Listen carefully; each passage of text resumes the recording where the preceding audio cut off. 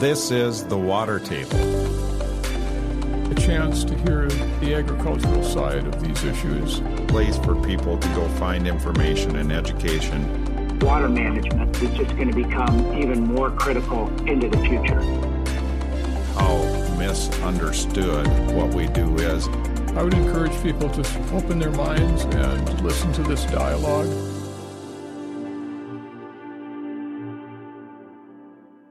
Well, welcome to the Water Table Podcast. Today, my guest is Franck Groeneweg. Franck is a friend of mine. I've known Franck for probably close to 10 years. He's going to tell his story. He'll probably have a little bit better idea in the story of the date of when we met or the time frame. But wanted to get Franck on the podcast today just to talk about his journey, his life journey, his journey in agriculture. My experience with Franck is through the water management industry, but he's got a story to tell that's a lot grander than just the water management industry. And some of the things that I think you can take away from this story is relationships. It's why Franck and I have stayed connected for close to 10 years. Is just he's a relationship builder. He has intertwined people and people that have helped him in his life and that he's helped throughout this story and throughout his life. Franck was named the Farmer of the Year in Saskatchewan, him and his wife, back in 2011. You may hear a little bit about that. Just the story of the ups and downs in life and the ups and downs we find in agriculture is part of what you're going to hear today. And it's just really rewarding for me to listen to his story of perseverance, hard work, dedication to a occupation that he loves, which is agriculture, and that he's passionate about. And I hope you enjoy the podcast and listening to Franck and I converse as much as I did in recording it. So here you go. Welcome, Franck Groeneweg. Well, thank you, Jamie. That's really exciting to be on your podcast. Yeah. So, Franck, you and I met, I think it was right about 10 years ago, this time of year in the fall. And I don't remember what social media platform, but at that time there was a agricultural chat board, and you were farming in Saskatchewan at the time, and you were looking for some pipe, and water management pipe was kind of in tight supply at the time. And so we started a conversation. That's how we got to know each other, and I got to know your story. So I was just wondering if you could kind of tell me about your story and where you're from and how let's start at the beginning, where you're from and how you ended up in America and that kind of thing. Yeah, that's a bit of a convoluted story. It has a lot of turns along the way, and it's been very exciting all along. I grew up in France, south of Paris, about 80 miles, and always wanted to see North America, big equipment, wide open spaces. At the age of 17, I had the chance to meet my aunt's uncle, who was from Sully, Iowa, in central Iowa. And he came to visit her in France. And he had been farming all his life. He was retired, and he was working for farmers in the fall, helping farmers. And I asked him if he could find me a job sometime, because I'd really like to see what that was about and what the landscape was like, and like I said, the big equipment and all these things. And he said, "Yeah, I can find you somebody. I actually work for somebody. I'm sure they'll take you along." So in the fall of '94, I made the trip to Sully, Iowa, and I found there's something totally different that I was looking for. Like I said, they was all big. That was looking for wide open spaces. Well, Iowa's, a little bit maybe wider open than my parents' farm in France. But I didn't find the big equipment I was looking for. But I found great people with just a a heart of gold and communities that were supported by agriculture. In France, agriculture can often be denigrated as being something not of a noble profession. And it always struck me at the time to turn on the radio and have the ag markets, and you could really tell that the agriculture was the big part of the community. And the other thing is the church side of it. Grew up going to church in France, but our church was starting to dwindle somewhat, and had a Dutch heritage. And in Iowa, I found actually my heritage, the roots of my heritage, which that was really good. That was really interesting how that went. So you're now in Sully, Iowa, in 1994, and you're just kind of a laborer on the farm. Is that what you were doing? Yeah, somewhat. I mean, I came there. I think it was a labor, but it was also just a discovery trip, and it was funny because he was Joe was his name. He was quite good at selling something. So he went to the people that were employing him in the fall and said, "Hey, I've got this French kid, and he wants to come, and it's going to be great. I'm going to have him in my house, and he's going to help us." And I don't think they were too excited about that at all. And the grandpa of the family actually had said, "Oh, I don't know about this. This got to be a short, dumb, fat kid from France. I don't know about this."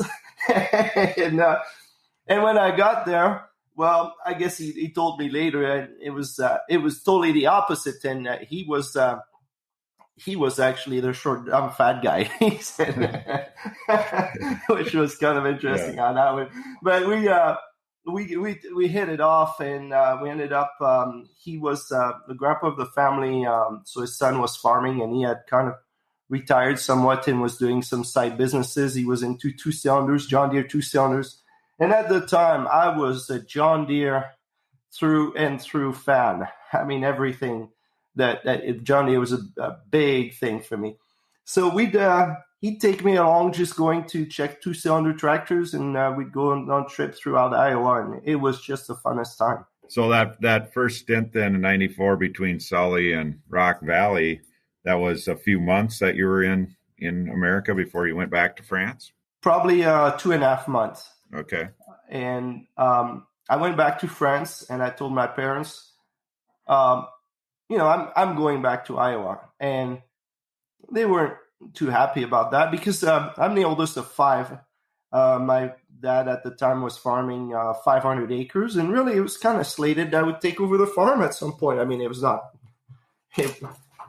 not written that way, but it was the general understanding. And I said, no, I'm not farming in France. And but there was a letter from the government at the time that for mandatory service. Military service, and basically I had to do that. And I told my parents, I'm not doing that. I'm going to Iowa. Why would I serve a country I don't want to live in? And they said, "You're going." Okay, so the conversation was maybe a little longer than that, but in the end I ended up going do my military service in France, and that was actually an awesome experience.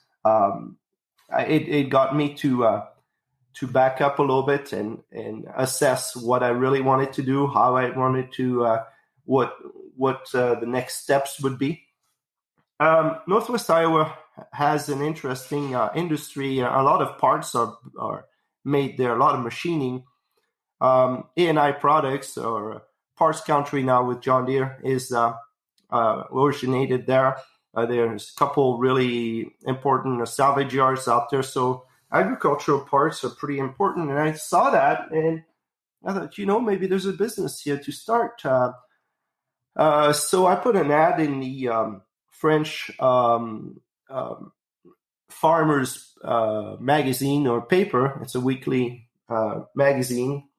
And basically American equipment parts for sale. And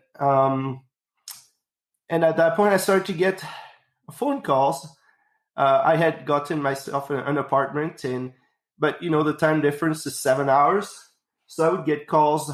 The farmers would be, 9:00 in France and it'd be 2:00 in the morning in Iowa. And I'd get calls at 2 a.m. and let's start working on that. Oh, all right. Yeah, that was all right. I had also taken I was working for farmers I had taken a bit of a job milking cows at night because I didn't need to sleep at the time. Yeah, you're 20 years old now, and energy. Yeah. Oh yeah, I didn't need to sleep, so I'd go to work at 10 at night until 2 in the morning, and the phone would start ringing at 2 in the morning. So I'd take a few phone calls, and then it would die off. I'd sleep for a few hours, and I'd start to work on how to find these parts. And the idea was still to be able to farm, but it was pretty difficult to get going. But I was at least getting myself supported, and getting myself to learn something different and start a business that possibly would evolve into something that could help me farm. Right. That business, as a 19, 20-year-old, any amount of money seems like a lot of money.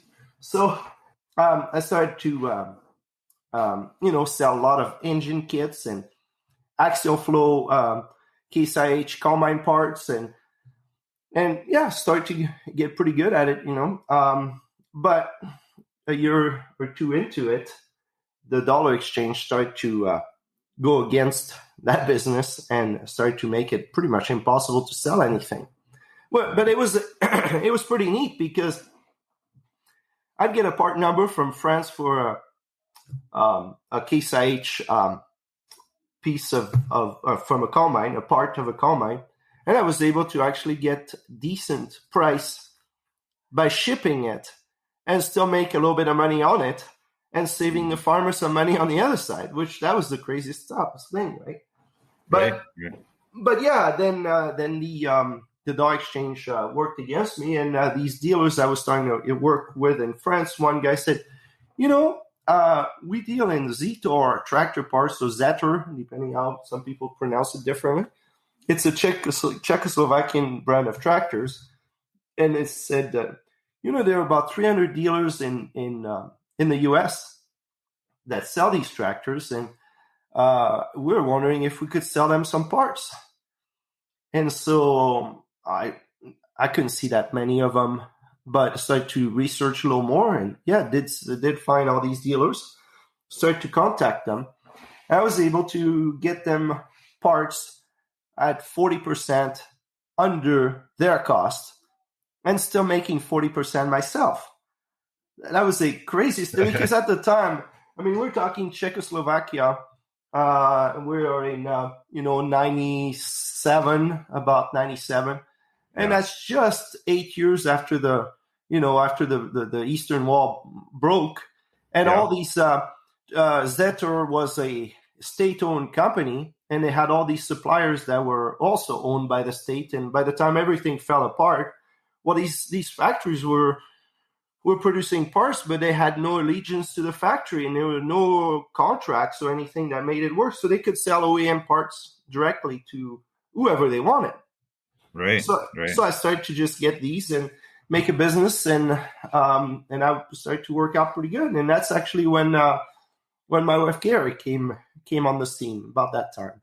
Well, and for people that don't understand, there's a lot of people that listen to this podcast that are just interested in learning too. But when you come from France, you don't have that community connection, you don't have the family connection, and then you don't have the money. I think most people would just tell you, why are you even trying? Because it just seems, just thinking about that, it just seems impossible how you could grow a farm business in a place like Northwest Iowa where it's, highly competitive, some of the, most valuable land in the Midwest ag belt. And, how does that work for a young farmer that doesn't have those long-term roots in the community? So I just wanted to mention that, but keep going. Yeah, you're exactly right. It was difficult, and we had one deal that was just about happening. It was a 240 acres of land that we were going to be able to rent. And on the corner of that 240 was a big old square house with a barn, like your typical Iowa picture, something that we thought, was just awesome. And we'd be able to buy that acreage and rent that land. And we met with the owner, and we were hitting it off pretty good. And it felt like, that was going to go that route. We were pretty much on board, except like the rental on the rental rate on the land was like we were $5 apart, and already, it was basically break even. But he tells me, that was toward the end of the year, and at that time it's probably 98 or so, or 99, and he says, let me do my taxes here, and I'll get back to you in the new year, and we'll see where that goes. And so we're kind of waiting along and praying about it, and we're just excited about this thing coming together. And then my wife goes to a Bible study, and she hears that this place is actually sold.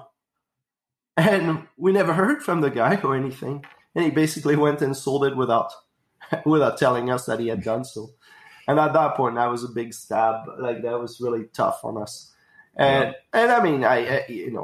compared to other things in life, it's probably fairly minor, but we felt betrayed and felt at that point, after so many different tries, felt that maybe it wouldn't be, maybe looking elsewhere, we're starting to be something. If we really wanted to farm, maybe Northwest Iowa wouldn't be the place to do it. Mm-hmm. Yet we had it good. We had a parts business that was flourishing. We were selling parts in, I believe, 32 states at the time. We had a catalog. Things. My wife had a decent job. We were doing really well, but really wanted to farm, and we could see it was not going to be possible in Northwest Iowa. Her parents, being from Lethbridge, Alberta, Canada, said, "Why don't you look into Saskatchewan?" And I think the first time I heard of Saskatchewan, I said, "What? Where is that?" And like all of us have done. Yeah, that's right. And so, like her family, her uncle, Carrie's uncle, had been looking at some farms there. What was interesting about Saskatchewan is there were hundreds of farms for sale at the time. And the drastic contrast between Iowa, where somebody would whisper that their farm was for rent or for sale, and it would be picked up just like that. And then you'd have Saskatchewan, where hundreds of farms would be for sale, and they'd have a hard time selling them. There must be a reason for that. So one, it must be Thanksgiving dinner of 2001, I think, after being, I had so many doors shut on us, decided to go online and Googled, I think Google was going at the time, Googled farmland realty in Saskatchewan, and this website came up with all these farms for sale, and it was absolutely eye-opening to just see how much land was available for so little value.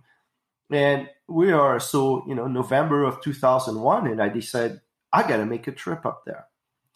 So I'm looking at a couple.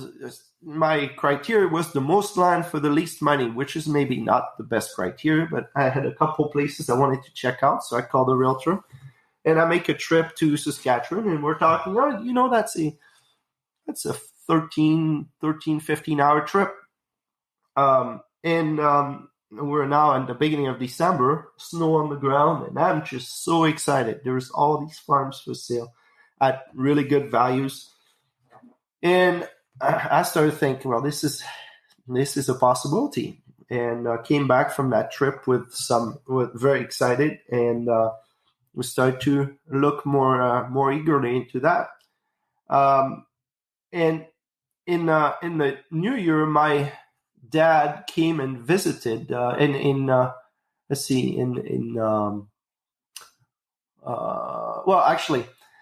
way it went is I made another trip back in April of 2002 and looked at other farms that I had seen on the website.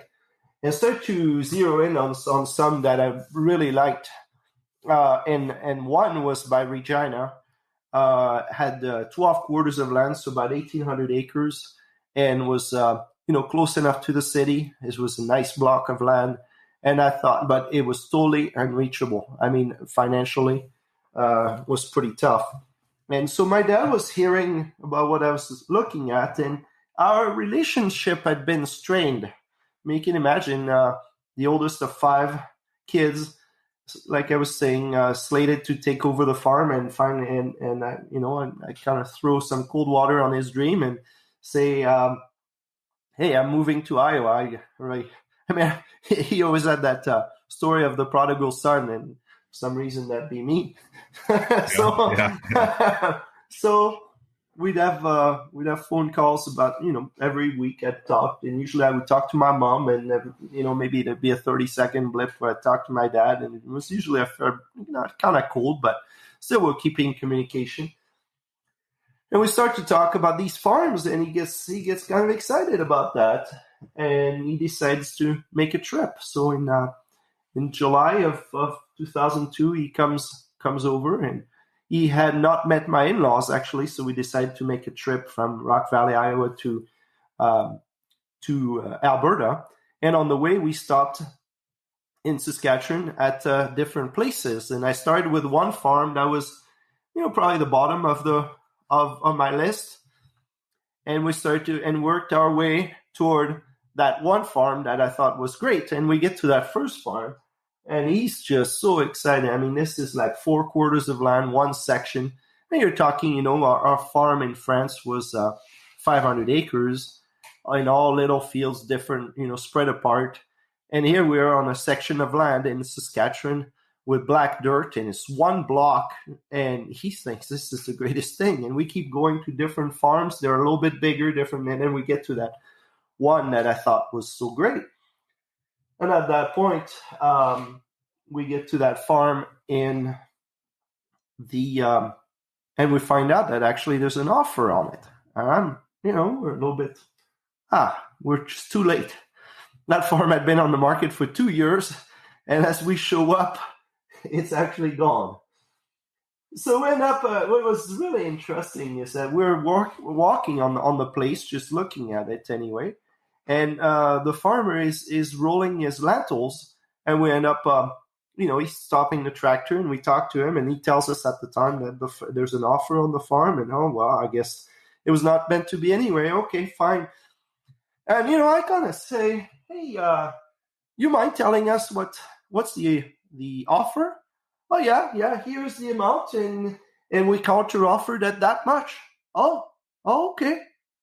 All right, well, I guess we won't get it anyway. And I mean, here I am. I mean, I'm 22, maybe 23. No, maybe 24 at the time. And he's thinking like as if this kid is going to buy this place.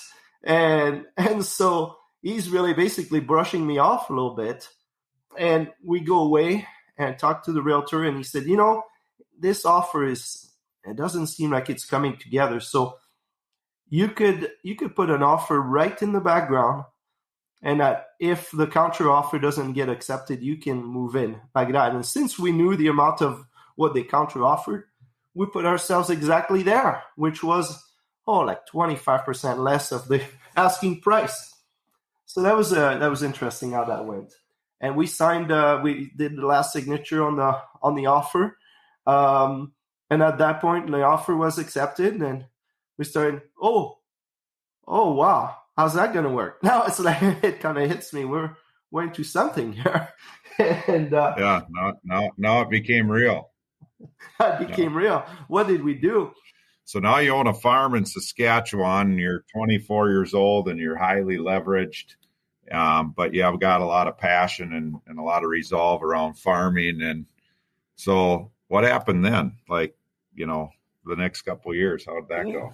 Oh, well, so we start farming. We're in March of 2003, and we still don't have a bit of equipment at all on this farm. So we had made some deals on drills and tractors, and we start to bring in things. We were very lean. I mean, there's no extra thing. I mean, the toolbox, there's hardly any tool, hardly an air compressor or anything. But here we are. One of my brothers came from France to help with seeding that first year, and we put everything on a shoestring. We had some really nice used equipment because, with the parts business, I had some decent connections, and that helped me to put a nice line of equipment together. Very economical, but in good shape. And so that first year starts kind of wet and then turns really dry. But still, we get a decent crop. And, having been a little bit like held back on a leash in Iowa with the fact that you couldn't get any land or anything, and then you get into Saskatchewan, and it seemed like the whole neighborhood is for sale or for rent. There was a farm in the area that it was 1,700 acres that was available for rent. So, well, why not do that? So in 2004, we went from 1,800 acres to 3,500 acres total, and just changed a little bit of equipment, but decided to, in good old fashioned, to just not sleep, because that even at that time that's still not needed. So if you don't sleep, you can do a lot more work, right? So in 2004 we start to actually get a lot of rain, and we have just an amazing crop in July. Durum wheat is like 5 feet tall, beautiful heads on it. Just everything is looking just awesome. And we're thinking, we're going to hit it right here. It's going to be fine. And we were saying, 3 on the original 1,800 acres, we were leveraged to the max. So you just can imagine putting 1,700 acres, what that did to our numbers. They didn't look great at all. But suppliers were, ready to help us with credit and different things. And in August 19 of 2004, we had a frost event that started at 2 a.m. At -3 Celsius. So we're talking about 25 degrees Fahrenheit. And it started at 1 a.m. and went till 8. And basically, it devastated our crop. That durum wheat went from something that could have been 70 bushel an acre down to about 30 bushel an acre, and the bushel weight was, instead of being 60 pounds, was more like 30 to 40 pounds. It was just ugly, and it took us for a loop. It was devastating. We lost so much money in that few hours, and we lost money that we couldn't lose. That was not ours. Some people say, well, then you'd be okay then. Well, no, because if you want to survive, well, you can't just leave bills unpaid. It just doesn't. Some people seem to be able to make it work, but that was a tough time. It was a really tough time. That harvest of 2004, and then what was following with bills piling up and not be able to pay, that was very difficult. Our farm was starting to thrive again by 2007. We had tightened our costs every way we could. And so our costs, we were lean, very lean. And the prices came up, and by 2007 we were doing really well. So for somebody that doesn't seem to learn much, well, in 2008 we started to buy more land and rent more land, and at that point we were probably about 5,000 acres, and we were doing more custom farming as well. By 2009 we were at about 10,000 acres. And then by the spring of 2010, a dairy farm we did some custom work for bought another 2,500 acres, and we were going to be 12,500 acres of work ground. So we were doing roughly about half of it was custom work, and then a quarter of it was owned and a quarter was rented. And at that point, it was exactly what I always wanted to do. But there's always a theme, it seems.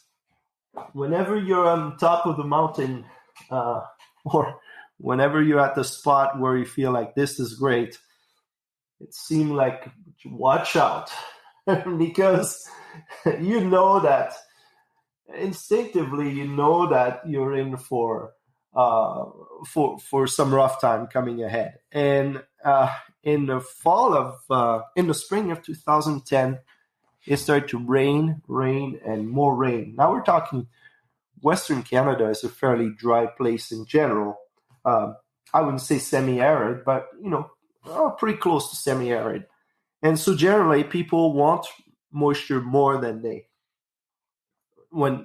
actually want to dispose of water.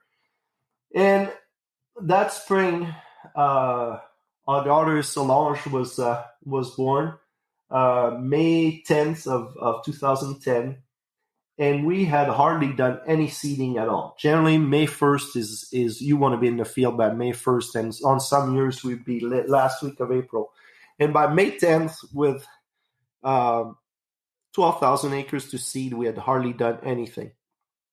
And so the weather was starting to turn, and my daughter's name actually, Solange, means sun angel. And so that day the sun was shining, and we felt like, okay, it's gonna turn around. And no, it just kept raining. And to a point where, like, about a week later, it felt like we better get some help in place here, because we're not going to be able to do our custom work stuff. And so we brought some help in, but they had a hard time getting it done, and we had a hard time putting some crop in the ground. It was so wet. And 2011 was wet, and we had we hit 5 years where it was really wet amidst some commodity prices that were awesome. So we weren't really doing great, but the commodity prices were keeping us from losing money. There were a couple tough years there where we had very little crop, but at good prices, and we were losing money, but it was not a disaster. It was just kind of, par for the course for, amidst some better years. So that's actually when too much moisture came in, and that's actually when we start to think, how do we manage water better? And that's actually when you come in the picture, JB. Right. And this is when you start thinking about, we've had all these water events, and you got to probably consider your opportunities and your challenges a little different than you had in the past, just because of all the water. And I know you had researched drainage and had bought a pull behind plow at the time. And tell us a little bit about that. Like, what was your experiences in Saskatchewan, your farming operation, when it came to managing the water when you had too much? But my parents' farm in France was pattern tile sometime in the early 80s. So, water was always managed well. So there was hardly ever, on wet years, there was always, it was always fine. So when we moved to Saskatchewan, even during these years that were more on the dry side, there were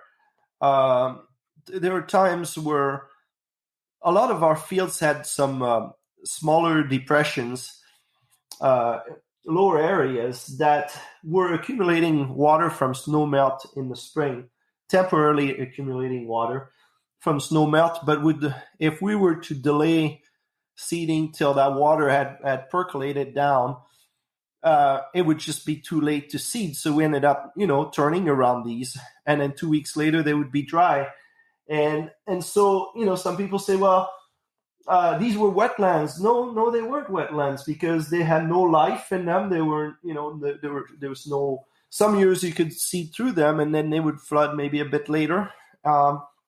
And so these areas were, in general, we felt like if we could do a better job with these, we'd do a better job for the environment, because we wouldn't be applying products, fertilizers, and crop protection products, for no crop. I mean, the idea is not to put more out there; it's just to make sure that it's efficiently used.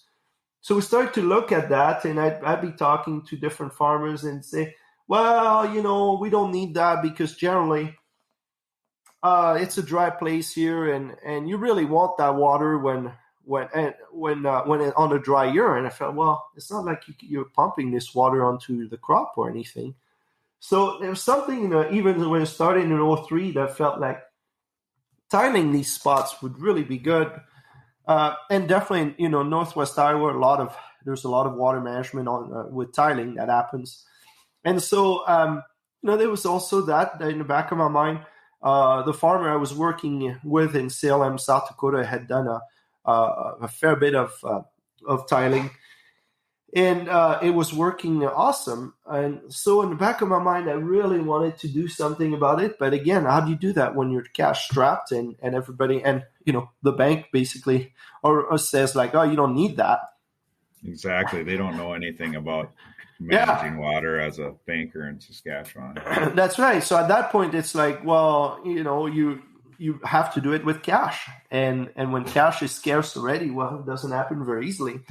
But so you talk about 2010 and 11, and you start to say, hey, we need to do something about this. So as you said, we bought a plow, and we've got all the equipment, and by fall of 11 or 12. Is that which year was that you had a really hard time? Was it 12 supplying pipe? It was the fall of 11 was tighter than the fall of 12. It was basically from the industry got really tight on pipe in 11 until through kind of the summer of 12, and then it opened up a little bit. Oh yeah. So it must have been 11. And I can't find anything. There's a manufacturing company in Manitoba that I had some chats before with them, and it was possible to get pipe there. But then by that time, it wasn't anymore. I felt like, oh, here we go, got all the equipment now, and we can't even do anything. And not that when you start and you're learning, well, it's not like you get up going and do a whole lot of it. But if at least we could have some to get our feet wet, or so to speak. That would be nice. So I think Ag Talk was the forum we alluded to, and I think I may have written like, I can't find any tile pipe. Do you guys have any suggestion on where I could find anything? I'm looking for a load or two, and that would be it. And that's when you answered, and as I found out later, as you told me, you moved a fair bit of stuff to try to make it happen, and you got us a couple loads, and that was something that got us going and got us started, and it started actually a great friendship as well. So it's all about relationships. Yes, it is, and that's what's so neat about your story is. You can go back and just listening and how you connected with people all along the way, and those connections, whether it was in Sully, Iowa, or in Rock Valley, or the wood stove piece, or this piece, it's all, starts with a connection and a relationship, and then it grows from there. So glad you mentioned that, because that is how things happen in life, is relationships. So now you've done, you improved your farm, started improving it, and that could have been 2012 that we met too, but it was one of those 2 years. And not too long after that, Frank, we'll just kind of keep moving ahead here, but you did some great projects to improve what you were doing. And part of it, what, a lot of people in the general public don't understand is what you were mentioning about, when you got to farm around spots or wait until those spots dry out, the longer you wait into the spring, the more yield loss you're getting by not having that crop in the ground. If it gets too late, you just see yield loss across the whole field. So having that uniform crop and that uniform plant date, as early as possible, is really beneficial to the end result of a profitable crop at the end of the year. But so you're doing a lot of things that were, for pretty common practice, like you say in France or in Iowa, or the States, but definitely not common practice at the time in Saskatchewan. And then sometime not too long after that, you and your wife, Carrie, were named Farmers of the Year of Saskatchewan. When was that? That was actually in 2011. So that was basically just right at the time where we got our tiling equipment. Okay. Yeah. Through our accountant, he nominated us for the award, and it's the Outstanding Young Farmers of Saskatchewan award. And it happens, guess when, at the Farm Progress Show in Regina. So it's funny how sometimes some of these things just kind of show up in your, But in 2011, we won the title for Outstanding Young Farmers of Saskatchewan. And that was a really exciting thing, because I felt that our efforts, through all the ups and downs, our efforts were rewarded with some recognition, and it was really a neat time. And what's neat about that award is every year, so a new couple is awarded the title. And so you have people from the 80s up into today, that every year there's a new couple. So you have a network of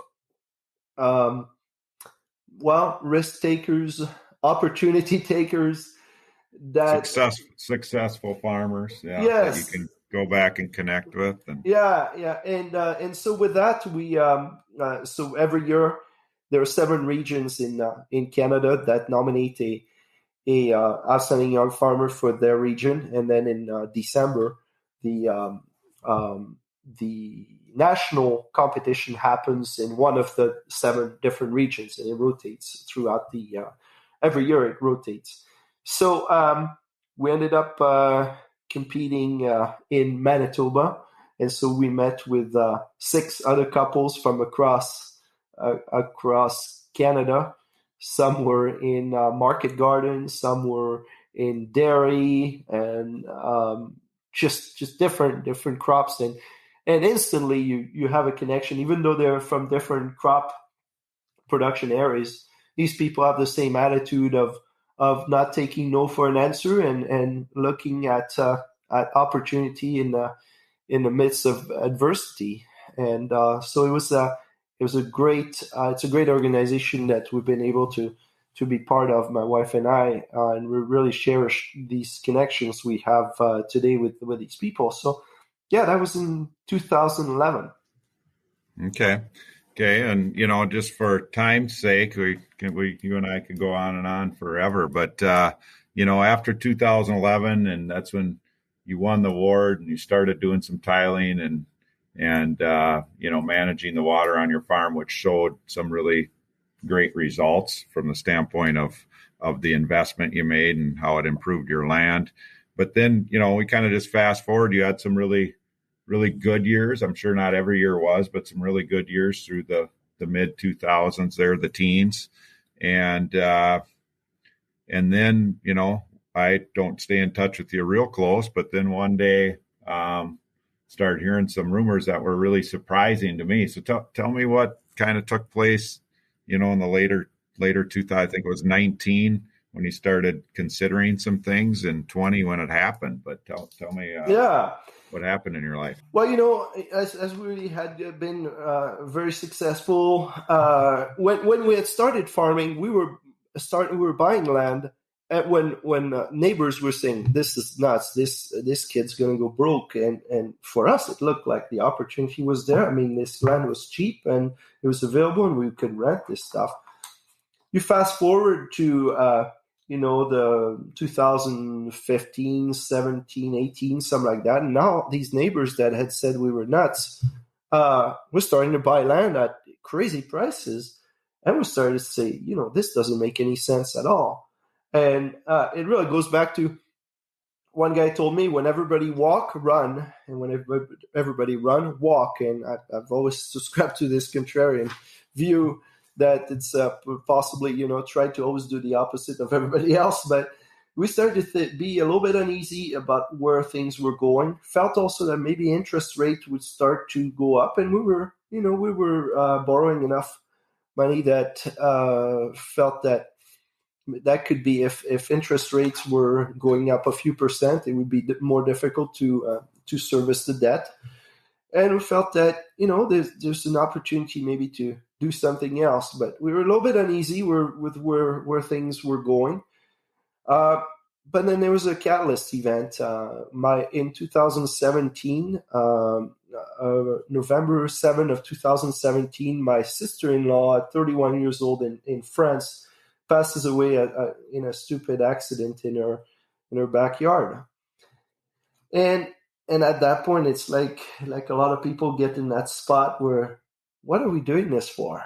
What is this all about? Do we really, is it all about the acres making money? Is it you just really have this realization that something is, I don't know. There's some confusion and some realization, and it's a good time to go through. I mean, I'm not going to say it was a good time to go through, but it definitely was an opportunity to reassess our goals. And it was a tragic time. I went to that funeral, and leaving 3 kids behind. My brother left with 3 kids. 6, 4, and 2 years old, and you think like, what? This doesn't add up, but that's what that's how it works. And so coming back from France, from that funeral, I went to a farm show in Regina. That's agribition in the fall. It's more of a cattle show. And I went with a friend, and we stopped at a real estate booth just because he knew the realtor, and we were chatting. And I just started to unload a little bit about what I saw, things about the macroeconomics, some of the interest rate possibly going up, and the price of land, and how things were just kind of nuts at the time. And we went away. And a couple of weeks later, that realtor called me and said, "You wouldn't sell your farm, would you?" No, there's no way. Maybe a little bit uneasy on this, but I'm not ready to sell. And he said, "Would you mind if I put a price together?" And I said, "Well, yeah, sure. That'd actually be good, because that way it's always a good conversation piece with the banker to know what the value would be." And he put a price together, and he came back to me, and I was shocked.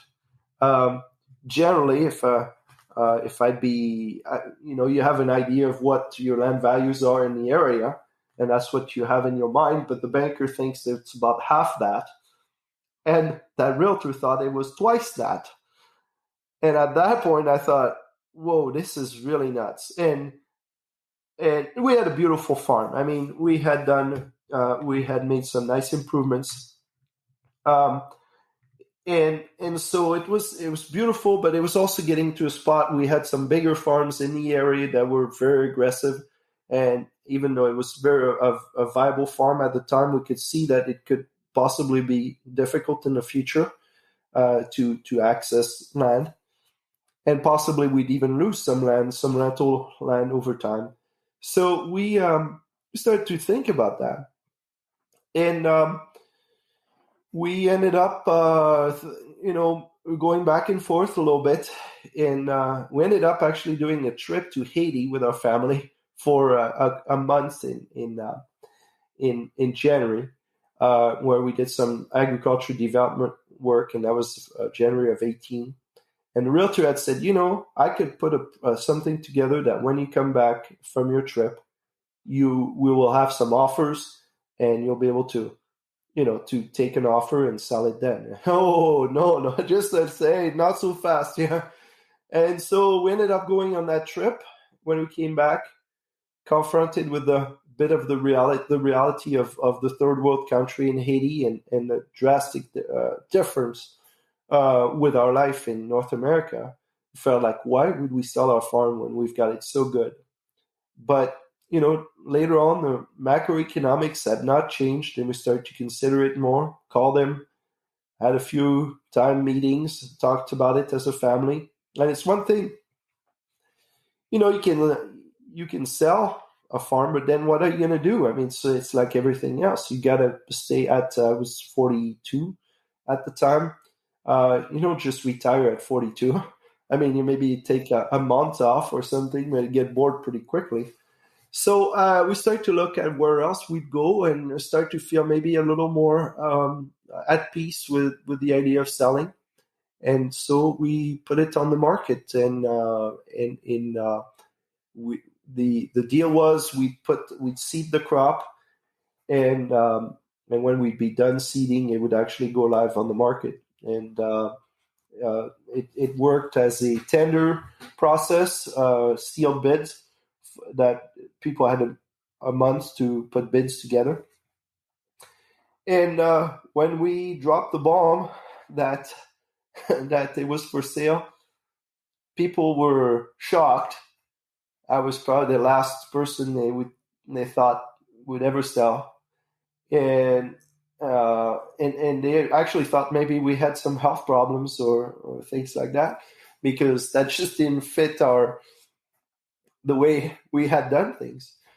And we just start to say, hey, this is where we're at in our life, and we just feel that this is something we've grappled with this idea. We've prayed about it. We feel that's what we want to do. So the process went. We got 10 offers for our farms and different ways, and we retained one. And it was it's just everything. I mean, for anybody that's done any real estate transaction, or for whether it's for a house, there's always some uncertainty from the other person or even oneself being able to get the financing, and it's not done until it's done. Yet, but the process went pretty smooth all the way, and in November of 2018, we had sold off. December of 18, we had sold our farm, and it was weird. But we were glad with what we did. Yep. And you, at that time, did you know what you were going to do next when you, the day of closing, did you have it planned out or no, not yet? Not quite, no. But just, with the decision of putting it for sale, there were themes that we were comfortable with. We could just buy a farm again, or we could, I mentioned that trip to Haiti. We had a chance to work there for 5 years and put a farm together and give it or handing it to the locals after 3 to 5 years. That was something we considered. We had an opportunity to do something similar in Uganda as well. Now the family was less excited about the Uganda opportunity, but they were open to the Haiti opportunity. As it turns out, and as we see it today, Haiti has turned out to be very, very difficult place to be and very unsafe. And so we didn't elect to do that, but that was actually pretty high on the list.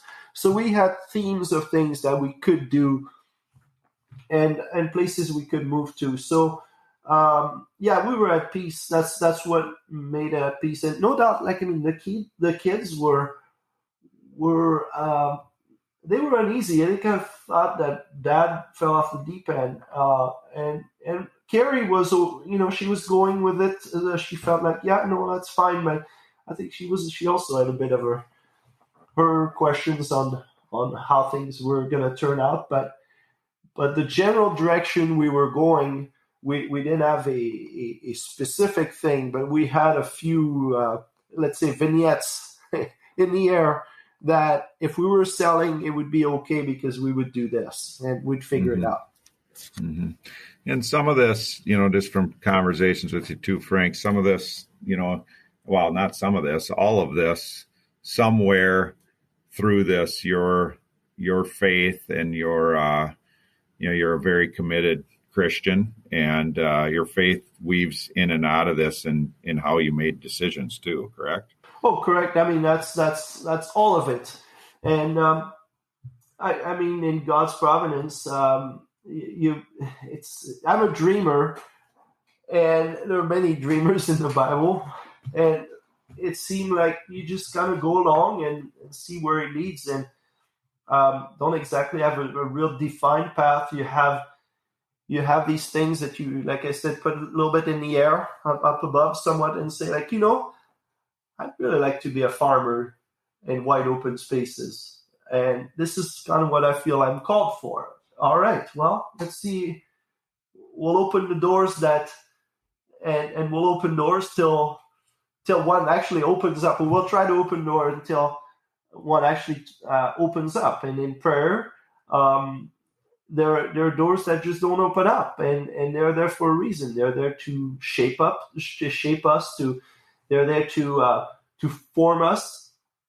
Everything that we go through in life is there to form us in such a way that we can be used later. And so the struggles we had were just as much or more a good time, I guess, or an opportunity. There were all the times that we were at a low spot is when we pulled back and figured what was important, and it made us more lean, more able to. We had more clarity to go forward. Versus when we were in better times, it seemed like that's when the confusion happened so much more. Mm-hmm. Mm-hmm. Yeah, that's interesting, and looking at doing some podcasts on some things going into next year that can just help family businesses around, which most of our industry is family businesses, but around mission, vision, values, and it's that clarity that sometimes can wane when it's too easy. So yeah. That's I wanted to mention that because I know that's that was really a huge part of all these decisions was what's best. Where is the Lord leading me in my faith, and what's best for my family? And that was part of how you made these decisions. And so, you sold the farm and started looking, and, Montana got pretty high on the radar. Tell me about that. And then, how what was the result of that also? Yeah. So, in fall of 18, we had the farm had closed, and we were doing our last harvest, and we hit into just so like always, we hit a spot where there's rain and snow, and we never know if we're going to finish harvest. And at that point, it's always frustrating that time. And I had looked at some. I'd spent some time on my laptop looking at different realtor websites.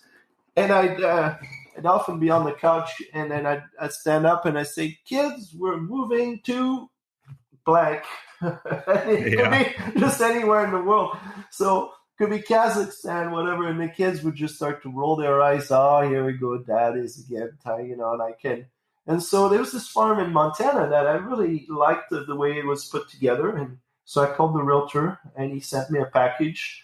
And it turned out not to be what we were looking for. But then he says, but I've got this other one here it's a quiet listing, and it's really nice. And he sends me the package, and, reminiscence from the Saskatchewan days. Oh, this is just way too expensive. This is going to be, I wanted to actually slow down a bit and maybe finally get some sleep.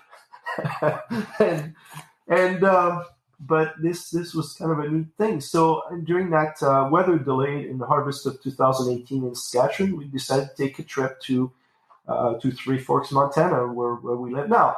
And we had never been to Yellowstone, and thought, well, maybe we'll check Yellowstone out. And we come on this farm, and we drive down the driveway. And the thing is, we're right in between the mountains. I mean, no matter if you stand in the fields, you have mountain ranges all around. So as I'm looking out in my office window right now, I see, snow peaks. I see, just a wide open space, beautiful yellow stubble. It's just, and we get on this yard, a beautiful clean yard. Kids get out of a suburban, and there's in the back of the house, there's this huge, it's not like the Grand Canyon, but it's our Grand Canyon, let's say. And in between, I mean, it's a little different. I mean, instead of having the void, you basically have farmland, and as far as you can see, and then mountains in the back. And the kids, basically at that point, I think it was their time to say, okay, we get it now. We sold the farm. Yeah. We sold the farm, and if we're going to move somewhere, it's going to be here. And then I just mentioned, this is actually a pretty big bite again. But everybody's at that point, it's like, okay, we've got buy-in from the whole family here that this is where we want to go. And it took a bit to put it together. It took a lot. Well, when you move country, there are a lot of things from a tax standpoint, from a credit standpoint, from so many different things, from immigration. It's a lot of work. Good thing you actually don't know how much work it is ahead of time. We probably wouldn't do it. Sure. But yeah, we put it. Everything came together in March 18. Then you mentioned that date of 2020. We went, we had everything loaded, and we crossed the border again 17 years later to the day. And we moved to our new place here in Montana. So, and that's actually kind of an interesting date. That's actually the day that the border closed for COVID reasons as well. So here we are, just leaving our farm in Saskatchewan. I'm driving semi with our stuff in it. My wife is in a vehicle, and my son in another vehicle. And we hear on the radio the border is going to be closed to unessential travel. And we're calling each other, Gary and I said, well, what's that mean? Well, I think we're kind of essential, aren't we? On the farming end of it. And we get to the border, and the border guards, patrol guards are they don't know what to make of all this. And so it was a crazy day. As we came closer to our farm, we stopped at a place for lunch, and that was in a grocery store deli. The shelves were bare, and we started to think, what's going on? What kind of new world are we moving to? Right. And no doubt it's been rocky. It's down that end of it. It's been a different time, but yeah. Yeah, and so you've had 2 seasons then, two that where you've had 2 years of farming in Montana now, right? Yes. Yeah. Is that going okay? Well, you know what? I was telling you about, being at a spot where everything goes, everything is great. And that, I would say that would be fall of 2018, where everything was great. Or actually, when we moved here, like everything, March of 2020, everything was just beautiful. And we felt like, hey, this is awesome. And at that point, something was nagging me in the back saying, like, this is so good that probably just brace yourself, because it may just, something's going to come up. And we've been hit now with 2 dry years, like really, like 2020 was a fairly dry year with low commodity prices. And it was a fair bit of loss that happened. And no doubt, when you get to a new place, you're learning a lot of things. You're making new connections. You're trying to figure out your way, and you make mistakes no matter what. I think, they were manageable mistakes, but amplified by the dry year. And now this year, we have an extremely dry year. I mean, the National Drought Monitor has 5 different stages, and we're at the top of the most exceptional drought stage. And we had basically 20% of a crop. We're on crop insurance level, but crop insurance never makes up for what you stand to make. So we're at a spot where we've lost a fair bit of money in the last couple of years, and it's getting us to just refocus and trying to see, okay, how do we do this again? So this farm was actually always was linked with the Wheat Montana farm. That's the Wheat Montana farm that we bought, and Wheat Montana is a brand of flour and bread that's sold throughout Montana and other states as well, but definitely Montana. And so we delivered to this bakery, and it's just been interesting how that all works. But we've actually started to look at doing our own flour label, and that's what we're working on right now. And also we got a canola press, and we're looking at pressing our own canola oil and starting a website soon, selling flour, whole wheat flour, and then cold pressed virgin canola oil, and trying to do a quality product. And we've done some tests at a flour mill in Boise, Idaho, the same flour mill that we're installing. And so we've given a lot of flour to friends and different things, and we've got some incredible feedback. We have one variety of wheat that is from southwest France. It's an heirloom variety that the interesting part is when we grind it into flour, we've had people with very high gluten intolerance have been able to actually eat the product and not be sick. So that's very exciting. We're going into that because we, all along, I mean, farming is a way to sustain us, and it's definitely a calling. But all along, from being in Iowa and knowing that farming was the backbone of the community, to me, farming is a calling. I have to bring the best that I have in me to do my job and to make sure that it feeds people in a very safe way with most nutrients possible.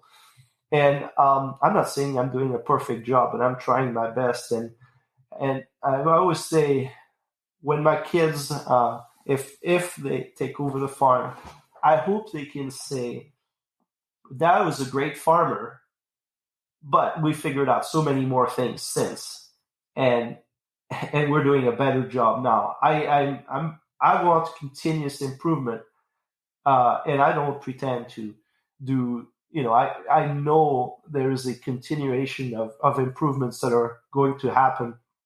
I just hope I'm doing my best at this point. And so to produce a crop that's high in nutrients and have actually health benefits is probably the highest satisfaction that I have, and I truly feel like I'm fulfilling God's plan when I do that. And so we hope that we're reassessing, with having some struggle here, some financial struggle. I mean, we're doing fine, but definitely we've been trimmed a little bit for the last couple of years.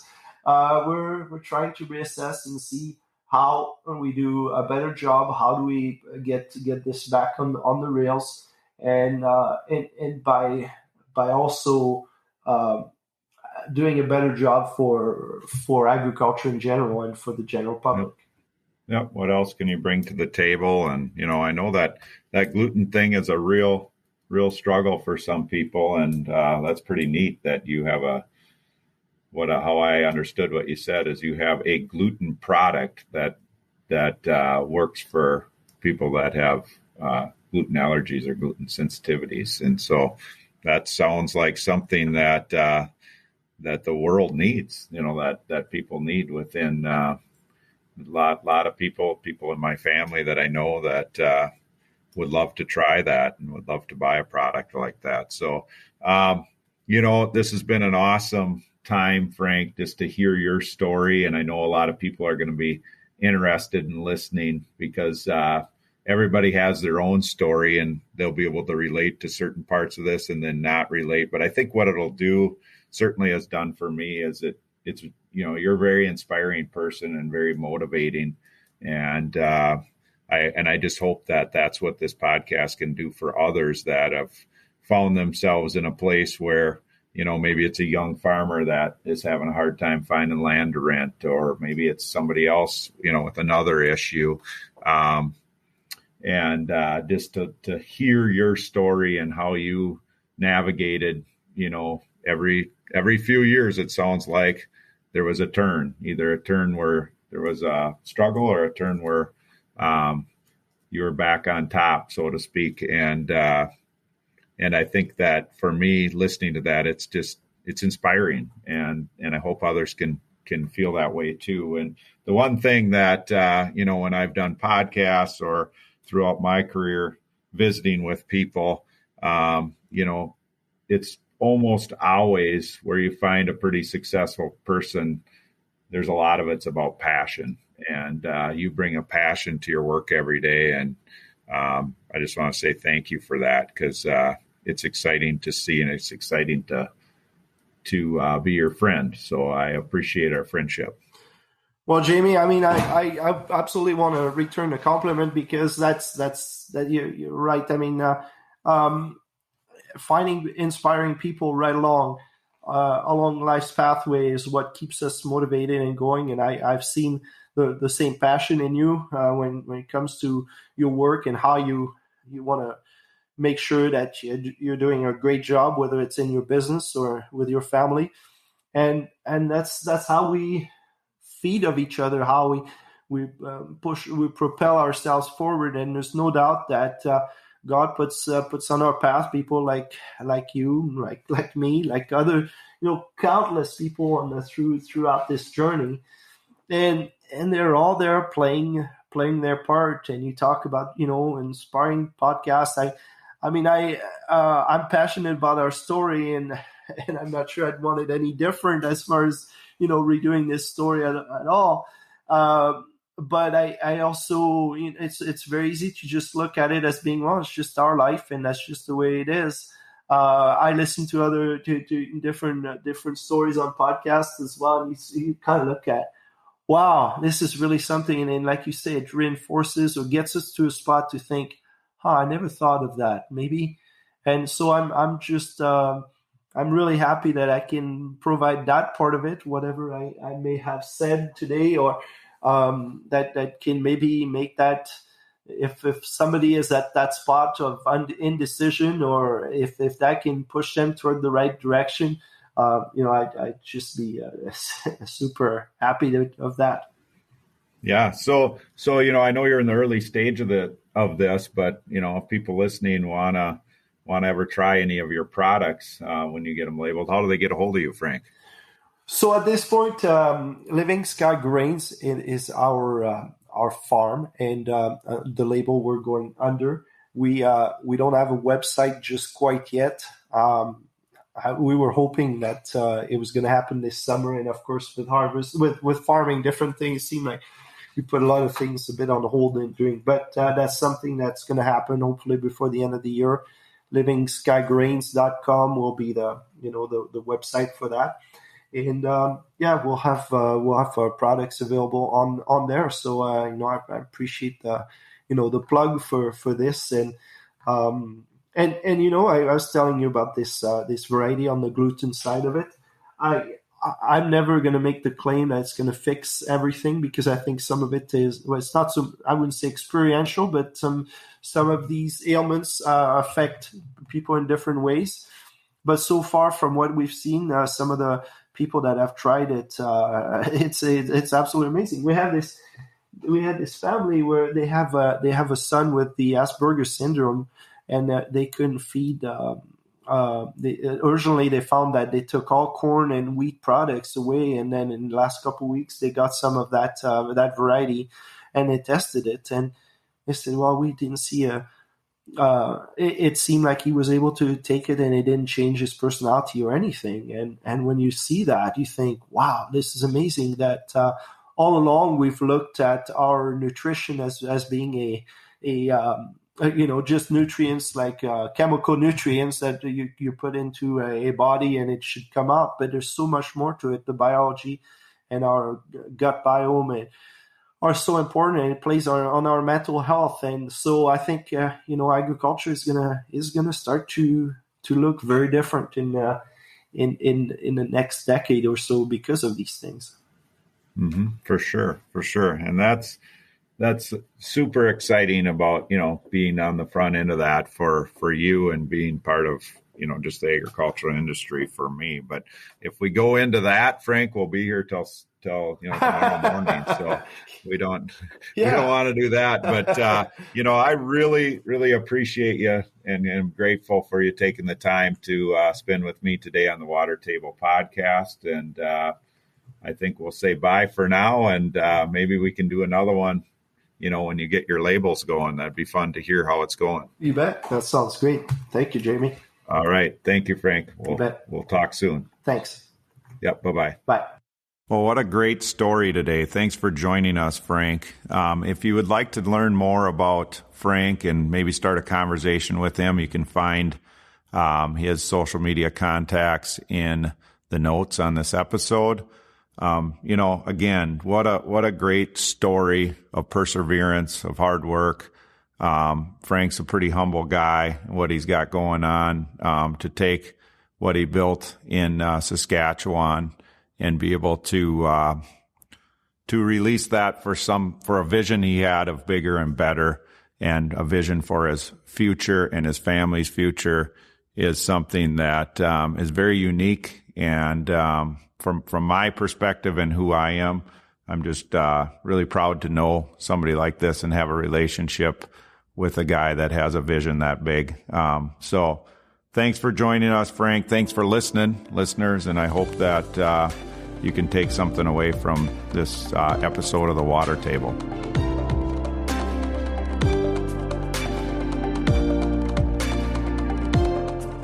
If you enjoy what you're listening to, you can find us on your favorite podcast platform. You can find us on Twitter or Facebook, and you can also find us at watertablepodcast.com. Thanks for listening.